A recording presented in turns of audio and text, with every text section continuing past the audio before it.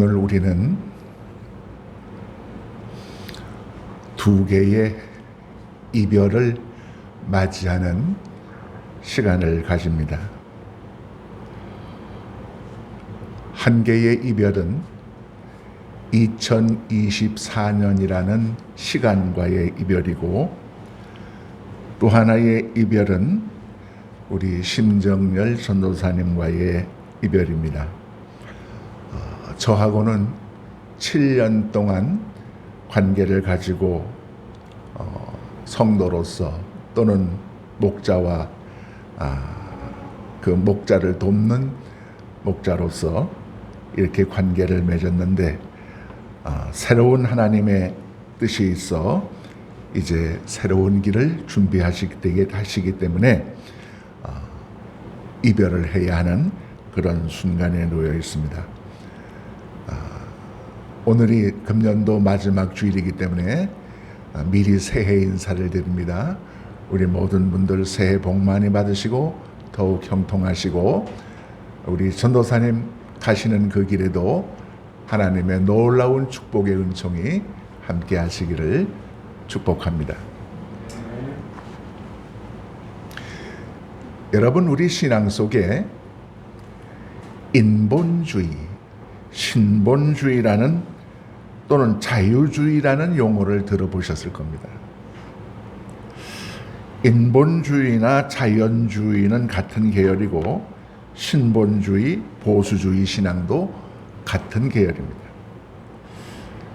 나름대로 주장도 있지만은 각각의 약점도 있습니다.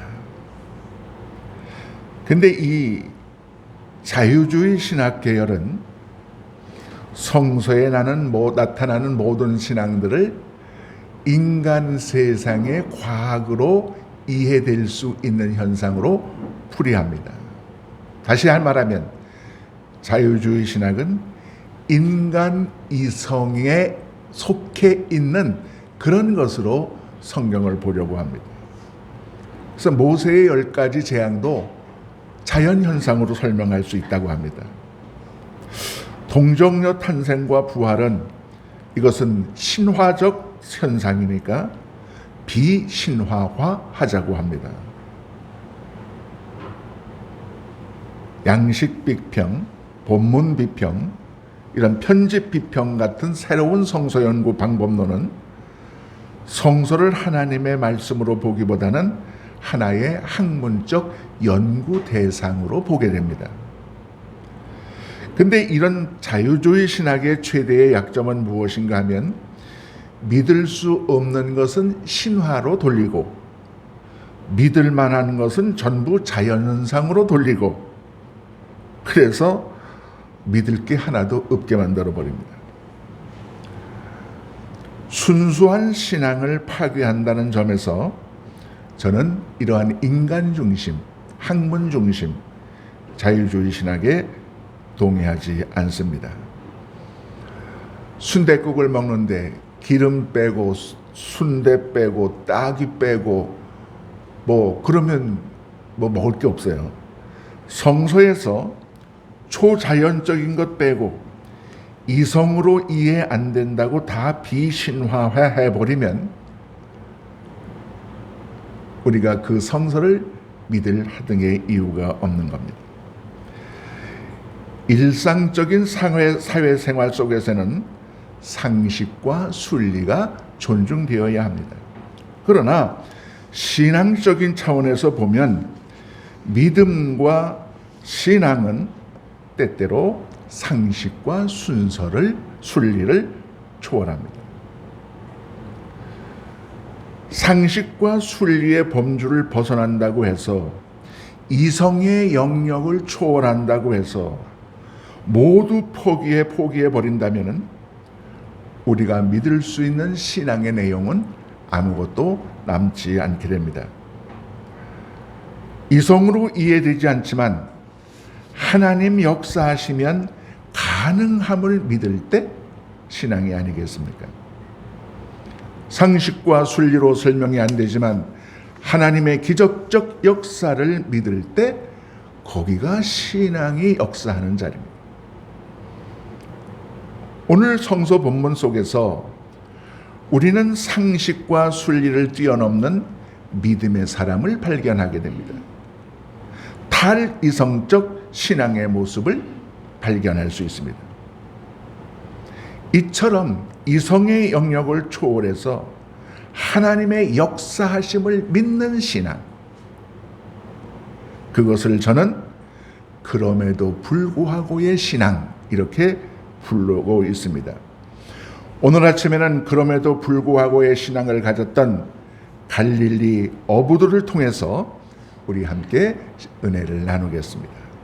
첫째로 그물을 씻는 어부들이라는 주제입니다. 여러분, 갈릴리는 물론 호수지만은 제가 가서 보니까, 성지순례 가서 보니까 바다입니다. 용인에 있는 호수보다는 훨씬 더 크고 깊습니다. 어종이 풍부하고 고기가 잘 잡힙니다. 그런데 그 갈릴리 바다에서 고기를 잡아먹고 사는 시몬 베드로는 직업이 어부입니다. 프로입니다. 고기잡이의 전문가입니다. 그런데 밤새도록 고생했는데 한 마리도 못 잡았어요. 그래서 슬픔을 안고 떨어진 그물코를 꿰매면서 깁고 있는 거예요. 여러분, 어부가 고기를 한 마리도 못 잡았다면 그 정말 큰일 아닙니까? 택시 기사분이 아침에 나갔는데 손님을 하나도 못 태웠어요. 그러면 그날은 가족들하고 굶을 수밖에 없는 거죠.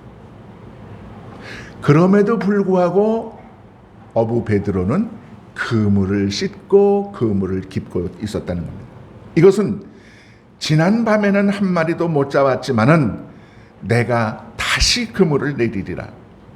그럼에도 불구하고 내가 다시 고기 잡으러 나가리라고 하는 결심과 도전의 의지를 설명해 주고 있습니다.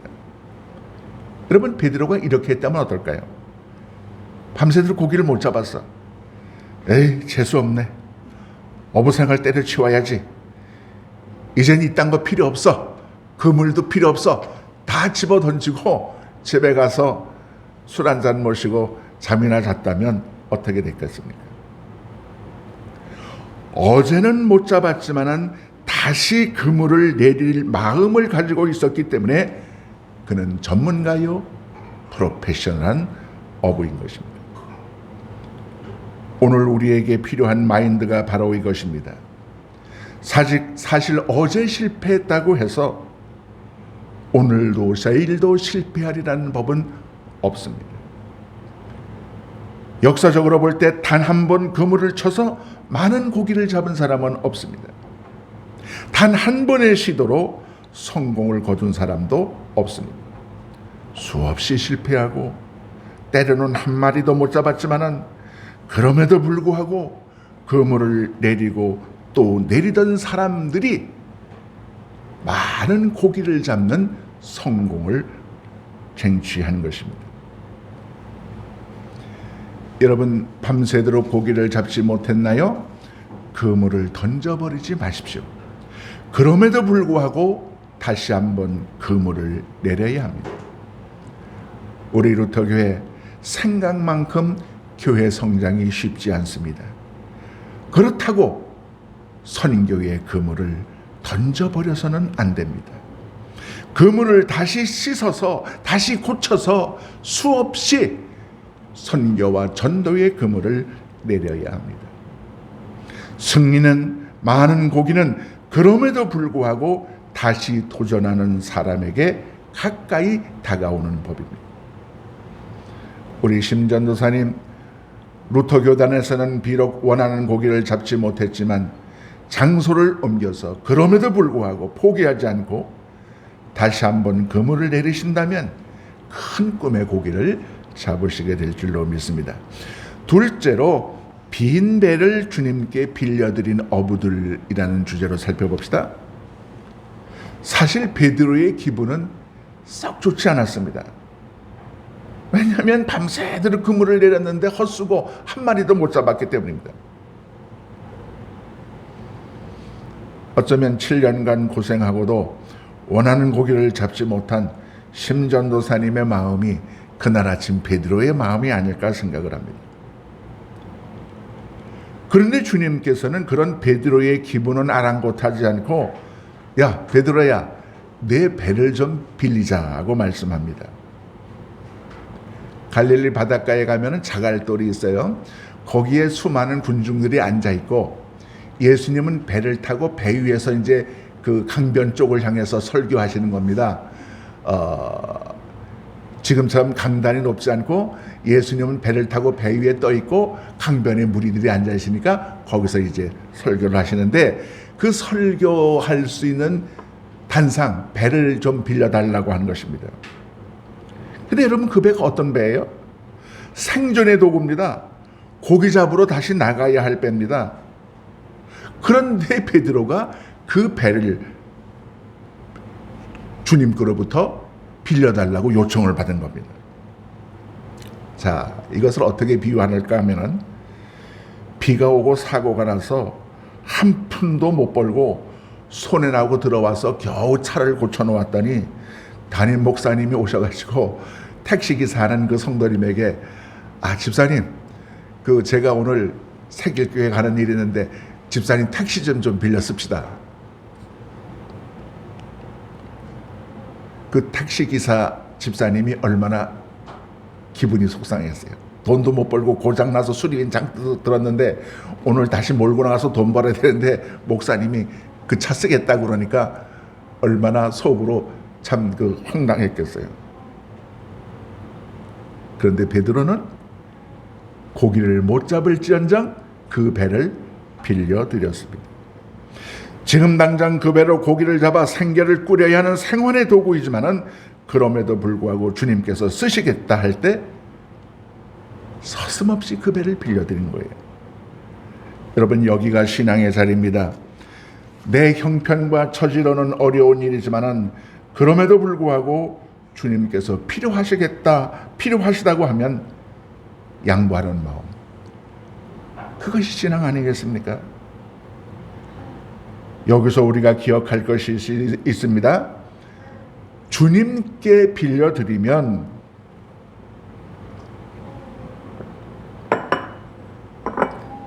주님은 절대로 그냥 계시지 않습니다. 보십시오. 베드로에게 다시 고기를 내려서 그물을 내리라고 말씀하셨습니다. 주님께서 그물을 배 오른편에 내리라 해서 내렸는데 그 다음에 어떻게 되었습니까? 그물이 찢어질 정도로 잡혔습니다. 옆에 있는 동무들 배까지 와가지고 두 배를 가득 채울 정도로 고기를 잡았습니다. 적어도 베드로가 한 열흘 힘써서 잡아야 할 양의 고기를 그물 한 번 내려서 몽땅 잡았습니다. 예수님께 배를 빌려드린 값에 수백 %의 이익이 남아서 돌아왔습니다. 여러분 장사 중에 최고로 이익이 남는 장사가 무슨 장사인 줄 아십니까? 주님을 위해서 투자하는 것입니다. 이것은 물질적 차원이 아니라 신앙적 차원의 투자입니다. 주님을 위해서 배를 빌려드렸더니 그물이 찢어지도록 잡힌 거예요. 저에게도 그런 추억이 있어요. 제가 어려서 어머니께 원망스러울 때가 있었어요. 점심도 안 차려주시고 목사님 따라서 신방 다니셨어요. 병아리를 키워가지고 약병아리 돼서 맛있게 먹을 만할 쯤 되면 그 닭을 약병아리를 목사님께 갖다 드리는 거예요. 우리는 한 마리도 안 잡아주면서 목사님께 갖다 드리는 거예요. 교회에 행사가 있으면 하루 종일 가서 봉사해요. 꼭 어머니를 교회에 뺏긴 느낌이에요. 그러나 불평하지는 않았습니다. 그러려니 했습니다. 그런데 지금 다시 생각하니까 어머니를 교회에 뺏긴 것이 아니라 교회에 하나님의 일을 위하여 빌려드린 거였습니다. 주님을 위해서 어머님을 빌려드렸기에 그 험한 세월을 살아오면서 어머님의 자녀들이 사람 무시하면서 살았습니다. 주님은 여러분의 달란트를 빌려 쓰십니다. 주님은 여러분의 시간을 빌려 쓰십니다. 주님은 여러분의 건강을 빌려 쓰십니다. 배를 빌려드린 베드로처럼 여러분이 가진 것 주님을 위해 빌려드립시다. 주님은 우리의 삶의 빈자리를 그물이 찢어지는 축복으로 채워주실 것입니다. 주의 종들은 인생 전체를 주님께 내어드린 사람들입니다. 우리 심전도사님도 인생 전체를 복음 사역을 위해 주님께 내어드린 분입니다. 이제 새로운 바다로 나가서 1등 항해사가 되어서 많은 인생을 낚는 그런 어부의 길, 축복의 길로 가시기를 축원합니다. 셋째로 깊은 곳에 순종함으로 그물을 내리는 어부들입니다. 자, 설교를 다 마치신 예수님께서 베드로의 배를 이제 빌려 쓰셨어요. 아주 고기잡이 하는 저 배를 빌려 썼는데 미안도 하고 하시니까 베드로야, 깊은 곳에 가서 그물을 다시 한번 내려라. 이미 그때는 고기가 잡힐 시간도 아닙니다. 그런데 이 말씀은 베드로 자신의 상식과 경험과 이성에 비추어 보면 이해되지 않는 분부입니다. 고기잡이 전문가인 베드로가 고기잡이를 더 잘 알겠습니까? 아니면 목수 아들 예수님이 고기잡이에 대해서 아시겠습니까? 갈릴리 바닷가에서 잔뼈가 굵은 베드로입니다. 물길이 어떻게 돌고 시간대 어느 때에 어떤 고기가 어느 길로 지나가는지 손금 보듯이 아는 베드로인데 지금 그물을 내리라는 거예요. 고기 잡힐 시간도 아니고 고기 잡힐 장소도 아닙니다. 그런데 베드로는 주님의 말씀에 순종해서 그물을 내린 거예요. 여러분, 말씀에 순종한다는 거 그렇게 간단치가 않습니다. 그럼에도 불구하고 베드로는 순종했습니다. 이성과 경험과 논리와 상식으로 이해되지 않지만은 주님 말씀하시니 따르겠습니다. 여기가 순종의 자리였습니다. 여기가 믿음의 자리였습니다. 그래서 축복으로 이어지는 엄청난 많은 고기를 잡는 그 축복의 자리로 나아간 것입니다. 여기 베드로가 잡은 고기, 사실 이성의 영역이 아니라 신앙의 영역입니다. 솔직히 내 생각과 내 뜻으로는 이해가 안 됩니다. 그럼에도 불구하고 주님 말씀하시니 순종하여 그물을 내리겠습니다. 그럼에도 불구하는 이 순종의 신앙 때문에 그물이 찢어지는 축복을 얻은 것입니다. 여러분, 믿음은 이성의 영역을 초월합니다. 그런 점에서 자유주의 신학, 인본주의 신앙은 신앙의 영역을 이성의 영역으로 끌어내려고 하는 점에서 큰 오류를 범하고 있는 것입니다. 베드로가 그럼에도 불구하고 드렸던 그 믿음, 그 헌신, 그 희생을 우리도 주님께 드려야 합니다.